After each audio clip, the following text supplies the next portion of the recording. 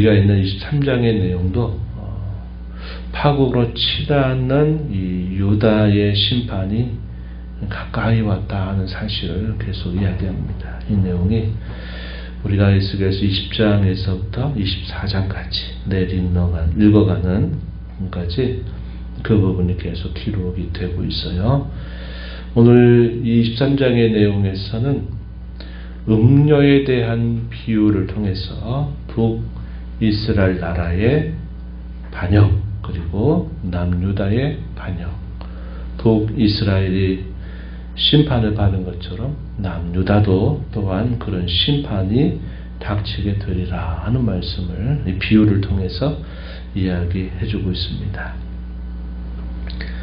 두 이 음란한 여인의 이름은 오홀라 그리고 오홀리바 이렇게 소개가 됩니다. 한 어머니가 낳은 두 딸로 소개가 되고 있어요. 근원이 같다는 겁니다. 한 하나님의 백성이다 하는 것을 우리에게 떠올려주는 표현이죠. 그런데 첫째가 사마리아를 뜻합니다. 이 오홀라가 북이스라엘 나라를 대표하고, 이 오홀리바는 예루살렘인데 남유다를 대표하고 있습니다. 그래서 분열 왕국의 역사를 이 비유를 통해서 설명을 하고 있는데, 근원으로 따라 올라가게 되면 이들이 음란을 어디서부터 배웠느냐 할 때 3절에 소개하기를 어릴 적 애굽에서부터 음란을 배웠다 이렇게 말합니다. 뭘 말해줄까요? 애굽의 400여 년의 세월을 말합니다. 이 애굽 생활을 하면서 애굽의 종교와 문화와 삶에 젖어 살았던 이스라엘의 모습을 말해주고 있습니다. 그래서 애굽에서부터 그들이 우상을 숭배하고 잘못된 신들을 섬기는 것에 매우 익숙하게 오랜 세월을 보내왔던 것이, 그러한 습관들이 계속적으로 끊어지지 않고 그러한 악습들이 계속 이어졌다 하는 사실을 표현해주고 있습니다. 8절 가서도 보면요, 이렇게 표현했어요. 그가 젊었을 때 애굽 사람과 동침하매 이렇게 표현합니다. 이 표현들이 여러 차례나 반복이 된다는 사실을 우리가 확인해요. 그 근원으로 가면 애굽 때부터 그랬다. 애굽 나라와 더불어서 간음을 배우더니 그 간음하는 것이 오랜 세월이 흘러서 계속 이어졌다는 겁니다. 그래서 언니였던 오홀라, 이 사마리아는 아수르라고 하는 나라와 연애하던 그 아수르로부터 패망을 당하는 일이 있었다 하는 것을 말해주죠. 또 동생인 오홀리바 이 같은 경우는 또 아수르 나라를 더불어 연애하기도 하다가 나중에는 바벨론 나라와 연애를 하는데, 이 두 나라에 의해서 결국은 또 이 오홀리바도 큰 심판을 당하게 될 것을 말해줍니다. 의지하는 대상으로부터 배신을 당해서 화를 당하게 된다. 이런 상황이 그려지는 겁니다. 이것이 처음에는 어떤 방식으로 이루어집니까? 정치적인 동맹으로 이어집니다. 정치적인 동맹. 이스라엘 나라가 주변의 여러 나라의 이런 국제적인 정세에 반응한다고 하면서 당시에 강성해지고 있었던 아수르 나라와 정치적인 동맹을 하면서 이 아수르 나라의 종교와 문물을 흡수하게 됩니다. 그러면서 결국 종교적으로도 그들이 결국 이 아수르의 모습을 따라가는 모습이 있었다는 거죠. 그것을 비유적으로 설명해 줍니다. 그들 모두가 다 하나님께 속하였던 소속이 하나님께 속해 있었는데, 그들의 마음은 하나님께 속하지 않고 마음으로는 이웃 아수르 사람을 연애하였다 이렇게 말합니다. 먼저 언니 오홀라의 경우 5절에 보면 마음으로 이웃 아수르 사람을 연애하였다 이렇게 말합니다. 그랬더니 하나님 어떻게 하셨느냐? 그 연애하던 아수르 사람의 손에 넘겨서 심판을 당하게 하셨다. 9절 10절에서 이야기합니다. 뭘 가르쳐 줄까요? 우리가 하나님이 아닌 다른 것들을 의지하게 될 때 의지한 그 대상으로 인하여 오히려 화를 당하게 되는 일이 따라온다. 이것을 우리에게 보여줍니다. 이러한 경험을 역사적으로 국가가 이런 경험을 하게 된 거죠. 우리가 살아가는 삶 속에서도 이런 원리는 비슷하게 작동합니다. 우리가 하나님을 의지하는 것 대신에 재물을 의지하거나 건강을 의지하거나 다른 어떤 것들을 더 의지하게 될 때 그 의지하는 대상으로부터 도리어 화를 당할 수 있다는 겁니다. 왜 그럴까요? 그것은 일시적으로 의지할 대상처럼 보이지만 그것은 우리의 의지할 대상이 아니라는 사실을 하나님이 보여주신다 하는 것입니다. 옛적의 애국으로부터 배웠던 이 음란한 마음, 이것이 시간이 흘러도 또 똑같은 마음을 가지고 대상이 바뀌죠. 아수르 나라를 또 향해서 그들이 음란한 일을 행한 것을 말합니다. 이게 뭘 말할까요? 사람의 이 부패한 본성, 신약 성경의 언어로 말하면 옛사람의 본성, 그리스도 바깥에서 살던 우리의 죄된 습관들이 얼마나 강렬한가, 끊어내기가 얼마나 어려운가 하는 것을 우리에게 보여줍니다. 예수님을 믿고 주 영광스러운 몸의 지체로 속해 있으면서도 여전히 우리가 생각하고 사고하고 행하는 우리의 모습이 하나님 말씀을 따라서 그의 뜻을 따라 살기보다 우리의 죄된 욕심을 따라 사는 것에 익숙해 있는 우리의 이 끈질긴 이런 부패한 모습들, 이런 것들을 말해주고 있다고 하는 것입니다. 그래서 이런 것들을 우리가 이 이야기를 통해서 발견하게 돼요.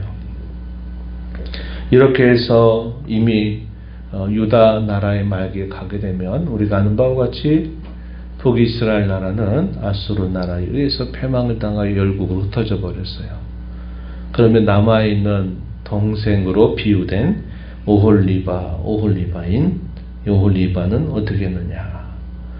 오히려 언니보다도 더 그 간음하는 정도가 심했다라고 표현합니다. 음욕과 간음과 부패에 있어서 언니보다도 더한 죄를 범했다. 이렇게 이야기합니다. 유다가 패망하기 전 약 100년 정도의 역사는 어떠한 역사가 펼쳐집니까? 주변에 있는 이 바벨론 나라를 두고 이 바벨론과 친밀해질 것인가 아니면 이 바벨론을 멀리할 것인가에 하는 이 두 사이에서 계속 줄타기를 한 겁니다. 처음엔 아수르 나라, 그리고 나중엔 애굽 나라, 또 주변에 있는 나라들을 또 계속 기웃거리면서 그들이 이런 정치적인 그런 동맹관계로 문제를 풀어가려고 하는데 결국 그것이 문제 해결이 되지 못하는 것입니다. 12절에 보면 처음에는 아수르 사람을 연애했대요. 언니가 아수르 사람과 연애하다가 그 아수르 사람에 의해서 심판을 당했는데 동생인 이 오홀리바 같은 경우에도 또 아수르 사람을 또 연애했다. 이 말은 아수르 나라와의 정치적인 동맹을 계속 또 시도했다는 겁니다. 이스라엘이 망한 것을 보고서도 정신 못 차리고 또 그 아수르를 의지하고 바라봤다는 거죠. 그러니 나중에는 더해서 어디까지 가느냐? 갈대아 사람들을 보고 또 연애했다고 말합니다. 바벨론 나라를 말하죠. 그러면서 이들의 이 음행이 더해지면서 그 결과는 어떻게 될 거냐? 오홀리바에게도 남유다에게도 결국 심판이 닥치게 되리라고 말씀해 줍니다. 22절부터 35절 우리가 읽은 내용까지 소개가 돼요. 하나님 어떻게 그들을 벌하시느냐? 이방을 심판의 도구로 사용하실 거다 하는 겁니다. 22절에 보면 사랑하다가 싫어하던 자들을 충동하여 그들이 사방에서 와서 치게 할 것이다 이렇게 말합니다. 그리고 23절, 24절 이어진 말씀에 보면 갈대아 사람과 아수르 사람에게 재판을 맡기겠대요. 그들의 법대로 재판하게 할 것이다. 이 말은 아수르와 바벨론에 의해서 그들이 가혹하게 화를 당하게 될 것을 표현하고 있는 말입니다. 하나님을 배려하고 등졌다는 사실을 말해주죠. 35절 보면 네가 나를 잊었고 또 나를 내 등 뒤로 버렸다. 이 배교했던 사실을 표현해주고 있습니다. 그래서 하나님이 심판을 통해서 다시는 애굽을 기억하지 못하게 할 것이고 그들의 음행을 그치게 하겠다고 말씀하고 있습니다. 그것은 하나님을 잊어버리고 하나님을 버린 결과였다 하는 겁니다. 이런 죄를 담당하게 될 것이다 라고 말하면서 유다의 임박한 심판을 예고하시는 내용이 소개가 됩니다. 그리고 36절부터 마지막 49절에 이런 내용에서는 이 오홀리바에 대한 이 심판에 대해서 왜 그들이 이런 심판을 피할 수 없는지 그들에게 나타나는 죄악상을 또 폭로하는 말씀이 소개가 돼요. 이 내용이 37절부터 42절까지 길게 소개가 되고 그래서 하나님은 군대를 불러와서 이들을 치게 하고 그들의 음행을 그치게 하겠다라고 말씀을 하셨습니다. 마지막 부분을 가서 보면 이렇게 표현했어요. 46절, 47절 말씀에 소개가 됩니다. 그래서 하나님께서 그들로 하여금 더 이상 음행을 본받지 못하게 할 것이다 하는 사실을 말하면서 이 일을 행하니가 곧 여호와인 줄 너희가 알게 될 것이다. 이렇게 내용을 마무리하게 됩니다. 그래서 오늘 우리가 있는 23장에서는 이 음녀라고 하는 한 어머니에서 태어난 두 음녀의 이야기를 통해서 북이스라엘 나라와 남유다가 처한 운명, 피할 수 없는 운명, 그것에 대해서 하나님께서 말씀을 하십니다. 오늘 우리가 이 말씀을 통해서 우리가 확인했던 것처럼 하나님은 그분 외에 다른 의지하는 대상, 그 대상을 통해서 도리어 화를 당하게 하신다 하는 사실을 우리가 기억하면서 하나님만을 의지하기로 결단하고 살아가는 저와 여러분이 되어야 한다는 겁니다. 그리고 우리 본성, 우리의 이 죄된 본성이 얼마나 강렬한지, 세상 속에 속해서 살았던 우리의 죄된 본성들 끊어내는 것이 얼마나 어려운지 우리가 이것을 기억해야 합니다. 한번 극복하고 이겨내면 된다, 이렇게 되는 일이 아니라는 겁니다.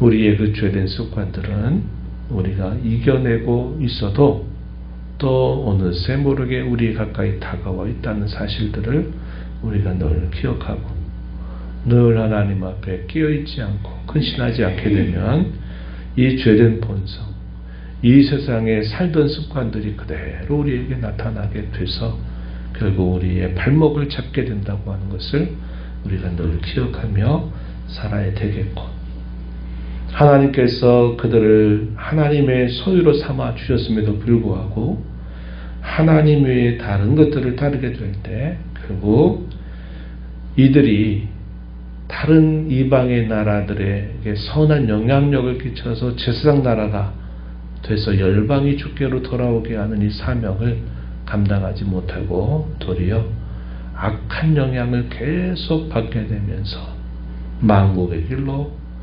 빠져버리게 된다는 것을 우리가 기억하면서 우리를 구원하신 하나님의 그 은혜, 우리를 성도로 부르신 그 정체성을 우리가 절대로 빼앗기지 않도록 해야 합니다. 이것을 잘 살려서 다른 사람들을 주께로 인도할 사람이 되어야지, 우리가 이 세상을 사랑하고 본받고 따라 살다가 세상의 나쁜 것들 다 영향받아서 화를 당하는 삶을 살아서는 안 되겠다. 이런 교훈을 오늘 말씀을 통해서 배웁니다. 이 받은 교훈들을 마음에 새기면서 우리 남은 삶을 하나님 앞에 살아가는 저와 여러분 되기를 바랍니다. 하나님 아버지 감사합니다. 복된 주일 새벽 또 저희들을 깨워주셔서 오늘도 아버지 앞에 저희를 인도하시고 또 오늘도 저희에게 들려주시는 말씀을 통해서 동이스라엘 나라의 역사, 유다 나라의 역사의 이야기를 통해 오늘도 저희들의 마음을 주의 말씀의 거울에 비춰보게 하셔서 감사합니다. 의지했던 대상으로 인하여 화를 당하게 된다고 하는 사실을 저희가 배우게 되고 죄된 습관이 얼마나 강렬한지 저희가 그것을 끊어내는 것이 얼마나 어려운지를 배우면서 하나님께서 저희를 구원하여 새 사람이 되게 하신 그 은혜를 붙들고 늘 하나님 안에 살는 것이 얼마나 중요한지 오히려 저희를 통해서 세상에 많은 사람들을 주께로 인도하는 삶을 살아야 할 것인데 반대로 세상 사람들에게 악한 영향을 다 받아서 화를 당하는 삶을 살지 않도록 저희들을 인도하여 주옵소서.